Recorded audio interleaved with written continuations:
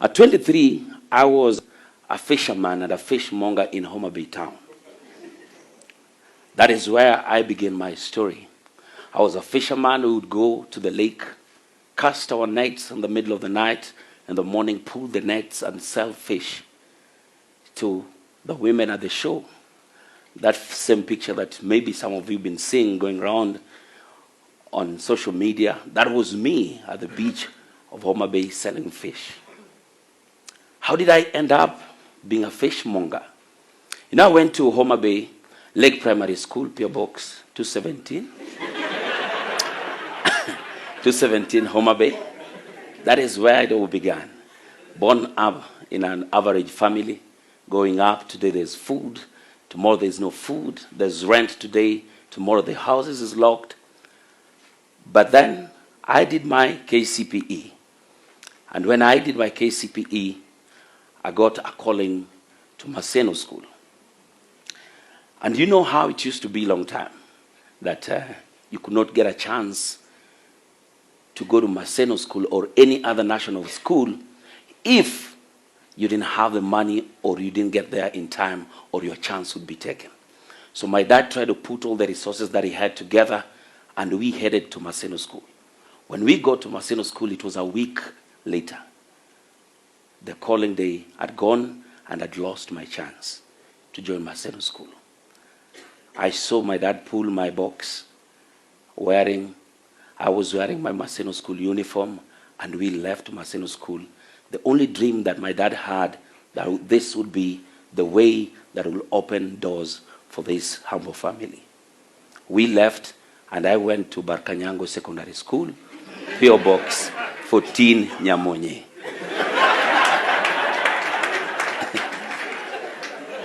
So I went to Jalango for my first year, fully dressed in a Maseno School uniform, in a different school, because my dad could not again come back to Blackberry to buy another uniform because he had used everything that he had.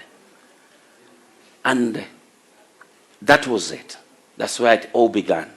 I went to the school, but then even school fees at Jalango on the second term became even a bigger problem because my elder brother, George, was also in Form 2 that time at Nyangoma Boys Secondary School, PO Box 23, Bondo. So since my dad had already had a good relationship with the principal at Nyangoma Boys, I was allowed to be transferred back to Nyangoma Boys, and my brother had to drop school so that I could go on because he saw the potential in me better than him. So he gave me a chance to use his school fees in school. Ladies and gentlemen, I got C+. Luos don't fail. I got a very strong C+.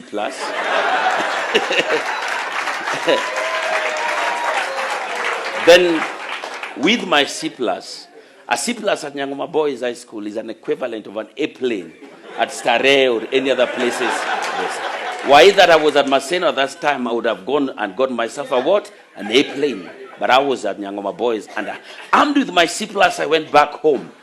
I went back to Homa Bay, and there was this 1 year period where guys wait to later join the college, and all the people around me, the young men we agree with, went to the colleges, universities.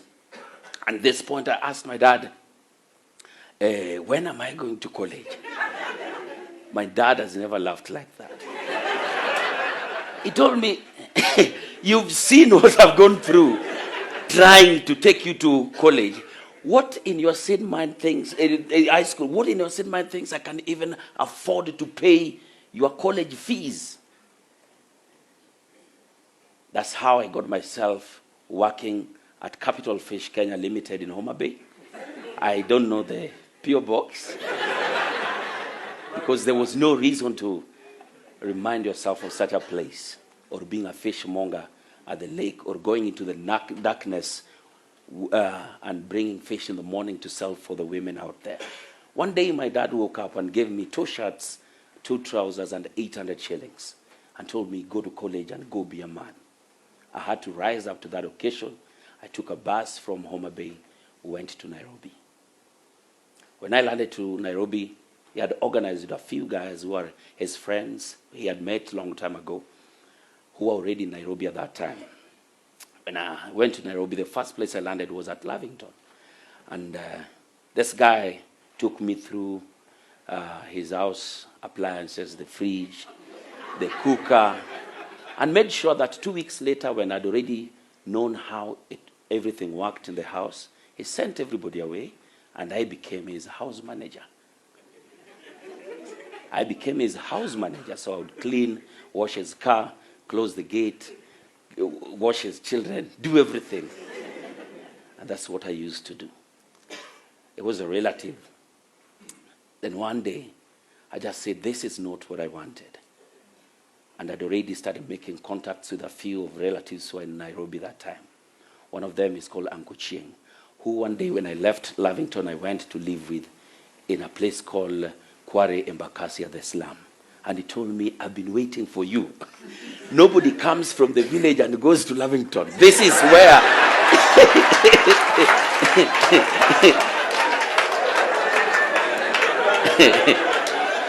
This is where it all begins.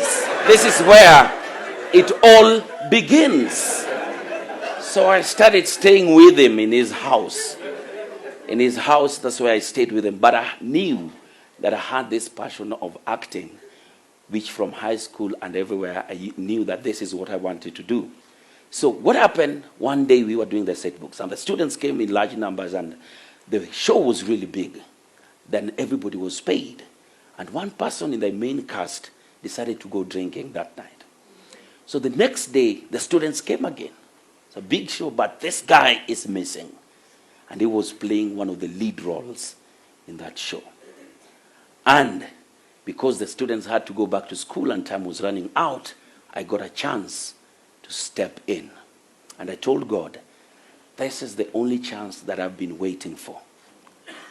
Give me the courage to prove that, you know what, I'm already and ready for this. So everybody in the cast said, let's see what this guy will do. So they came by the wings of the theater or the curtains to see how I was going to spoil their big play because I was a no one. And to date, I still remain one of the best Swahili narrators at the National Theatre. Because when I got on that stage that day, I gave it my all. And to date, I still remember every single word of that show. I went on that stage, and it was the opening, and I said, karibuni sana katika mwisho wa kosa.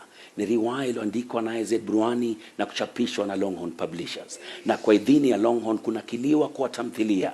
Naye Bwana Jasper Okda, mkurugenzi wa kikundi maarufu Jicho 4 Productions. Kikundi kinachojishughulisha na uigizaji jukwani vitabu vya fasihi katika shule za upili nchini Kenya. Ili tujue ni msika yupi aliyotenda kosa lipi na vipi na lini na kwa nini. Jiunge nasi toka hapa hadi ufuoni mwa bahari. Meli yetu, you understand?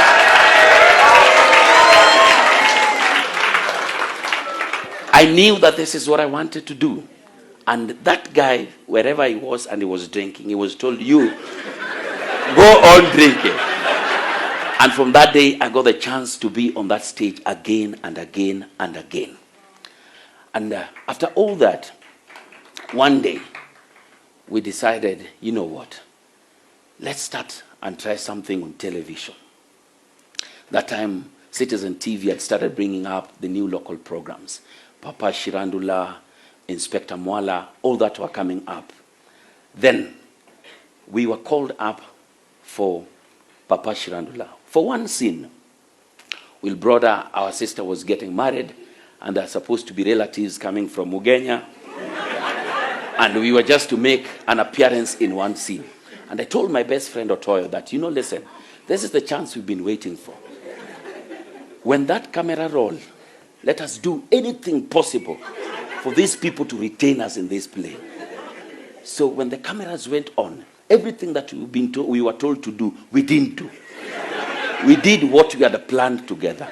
And we made them change the script that, you know what, when everybody was going back to Ugenya, Jalango and Otoyo jumped through the window of the bus, and they are still somewhere in Nairobi, for them to look for how to put us in that script. You see, that gave me one very big lesson, that Anytime you get a chance to do something, do it and give it your all. You only have two chances. You either do it or you don't do it. There's never doing it, oh, kidogo, kidogo. No. Give it your best. And things happen very quickly. Things happen and turn very quickly. The same time we were just starting to make our names on this show, Nyambane had just left Kiss 100. And Kiss had called out for the search of the person to replace Nyambane.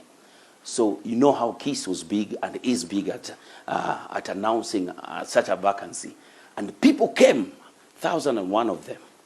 And the first thing that happened is a crowd like this, they came out and said, thank you so much for coming. If you have a degree, step to the left. If you don't have, step to the right. Remember, mimi na degree.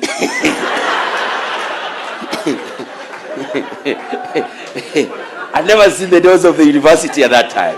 But I said, what will happen? What can really happen? So I went to the guys with the degree. And I stood there. I went to the side with the people with the degree.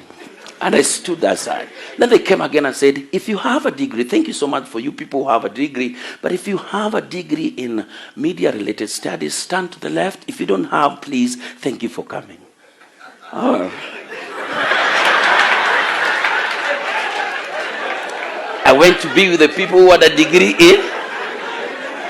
I was just asking myself, what will happen? What's the worst they can do?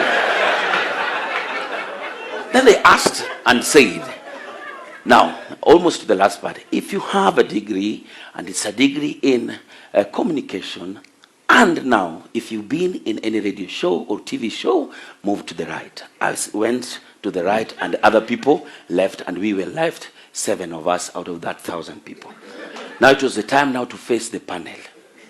Remember, I don't have anything these people are asking. Confidence, my guy, confidence. Confidence. Confidence. What's the worst that can happen? Nothing. They'll just tell you you are not qualified. But I said, let me see what happens to the inside these interviews. So I went and they quickly asked you, please bring your papers and everything. Introduce yourself as you. I told them, first, thank you so much for this opportunity. I don't have anything you've been asking for, but I think I'm the person you're looking for. All of them went quiet. And a man called Patrick Kwako PQ, the owner of Radio Africa, told me, I think I like this guy. When everybody was leaving, he still stood and made sure that he's here without all these things. Let's try him on air. So we were 7 of us that were tried on air. And the first day, I went on air with Caroline Mutoko. And it was a big thing. Caroline was this untouchable, no nonsense woman. And I'm wondering, now what will I say? Now walk in. First, she's too beautiful. So I'm stuck in looking at her. So what happened is, she introduced the show that morning. And she said, welcome, this is Kiss 100, Nairobi's #1 music station. My name is Caroline Mutoko, and I'm with. So I went blank. And she told me, speak, young man. I told her, woman, where I come from, women do not speak very loud to men. Reduce your volume.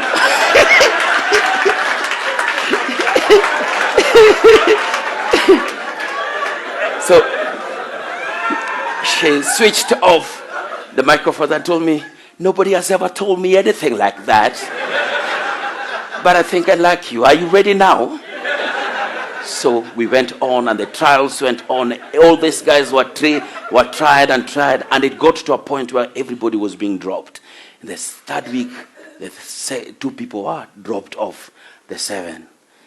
The second week came, another 2 were dropped, so we were left the 3 of us. On the last week now, we were 3 of us, 1 person left, and I was left with Larry Asegu. Now it was the day to determine who is going to replace Nyambane. So me and Larry were called in there, and we're standing up there. And they told us, it's been a long journey trying to look for this replacement, and today the journey ends. And we've decided we will employ both of you. So all those other guys with their degrees and everything, and I'm here standing. So if you remember very well, we went to Naya, the three of us, Caroline, Larry, and Jalango, because the trial was still going on. 2 months later, Larry was dropped, and I was left as a co-presenter with Caroline, the two of us, from all that journey. Taught me one thing: confidence and always believing that you can do it. Even when nobody else believes in you, you can always do it. Rise up, guys. Rise up.